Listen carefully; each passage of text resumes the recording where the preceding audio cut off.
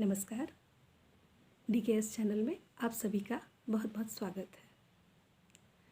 सबसे पहले मैं अपने सभी व्यूवर्स से क्षमा चाहती हूँ कि मैंने काफ़ी महीनों से कोई वीडियो नहीं डाला है। इसके पीछे का कारण मैं बाद में बताऊँगी, क्योंकि मैं आप सभी लोगों से बहुत प्यार करती हूँ और मैं आज जो टॉपिक लेकर आई हूँ है तो वो बहुत कॉमन, रोज़मर्रा के जीवन में हम लोग इसका काम में लाते हैं, लेकिन बात बहुत छोटी होकर बहुत बड़ी है, जिसे आप लोगों तक पहुंचाना मैं अपना कर्तव्य समझती हूँ। एक्चुअली मैं एक एस्ट्रोलॉजर, पामिस्ट और टैरो कार्ड रीडर हूँ।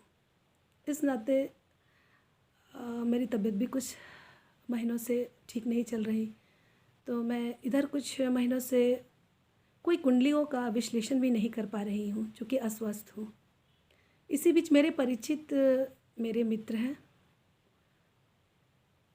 वो काफ़ी अनुरोध किए कि मेरे लड़के का एक बार कुंडली देखकर कुछ समस्याओं का समाधान बता देते तो मेहरबानी होती आपकी। मैंने उनकी बात को टाल न सकी और मैं उन्हें बुलवाया। उनके लड़के का आते के साथ सबसे पहला प्रश्न यही था कि मैं ईश्वर को नहीं मानता, लेकिन कुंडली दिखाने आया हूँ आपके पास। मैंने बड़े ही आश्चर्य से उनके लड़के का चेहरा देखते हुए बोली कि जब आप ईश्वर में विश्वास नहीं करते तो आप कुंडली कैसे दिखाने आए हैं, क्योंकि ईश्वर ने ही तो ये विधा दी है। फिर भी मैंने उनकी कुछ समस्याओं का समाधान किया, जिस समस्या को लेकर वो मेरे पास आए थे।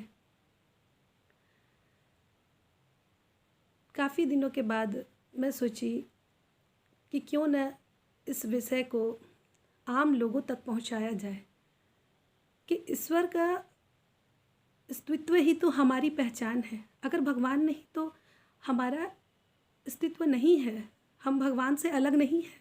भगवान ने ही तो हमें जन्म दिया है, कर्म दिया है, जीवन में आगे बढ़ने की शक्ति है वो हमारे। तो मेरा आज का जो टॉपिक है वो यही है कि ईश्वर में आपकी आस्था, आपका विश्वास और उनके द्वारा कुछ संकेत जो दिए जाते हैं वो हमारे लिए कितने मायने रखते हैं। अब मैं असली बात पर आती हूँ। मैं काफ़ी सालों से यूट्रस की प्रॉब्लम से परेशान थी। दवा खाते खाते एक ऐसा स्टेज आया जब इसके बाद डॉक्टर ने कहा कि चूँकि सिस्ट काफ़ी हो गया है और यूट्रस का साइज़ भी काफ़ी बड़ा हो चुका है, तो इसका उपाय एक ऑपरेशन ही है। मैं फिर भी दवा से उसको टाल रही थी कि शायद कुछ मंथ के बाद।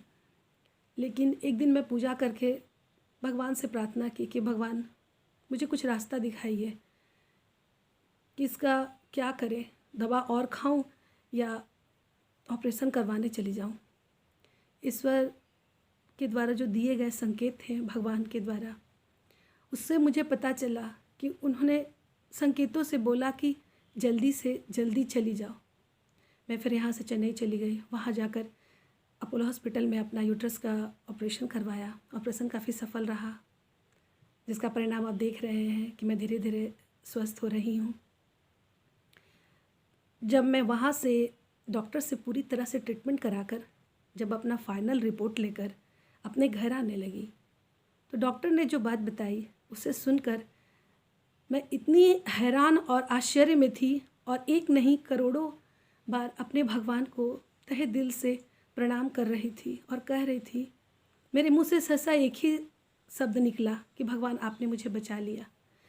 जब डॉक्टर ने बताया कि कुछ ही मंथ में आपको कैंसर होने का खतरा था, तब मुझे लगा कि ईश्वर सही में है, हम सबके बीच में हैं, हम सबके दिलों में हैं। बस उन्हें अपनी मन की आंखों से देखिए और उन पर विश्वास रखिए। जो कुछ भी आप चाहते हैं वो ईश्वर आपको ज़रूर देंगे। देर ज़रूर लगता है, लेकिन सच्चे दिल से की गई प्रार्थना हमेशा सफल होती है। इसलिए आप सभी माता पिता पेरेंट्स से मेरा यही अनुरोध है कि जो हमारी भावी पीढ़ी है, जो न्यू जनरेशन है, जो कहते हैं मैं ईश्वर में विश्वास नहीं करता, प्लीज़ कृपया करके अपने बच्चों को ईश्वर की आस्था, उनके विश्वास पर सिखाइए कि नहीं, वो परम शक्ति हैं। आप कुछ नहीं कर सकते तो बस हाथ जोड़ के उनका स्मरण ही कीजिए। बस इतना रिक्वेस्ट है कि ईश्वर परम शक्ति है और वो शक्ति हम सबों में है। अगर मेरा ये वीडियो आप लोगों को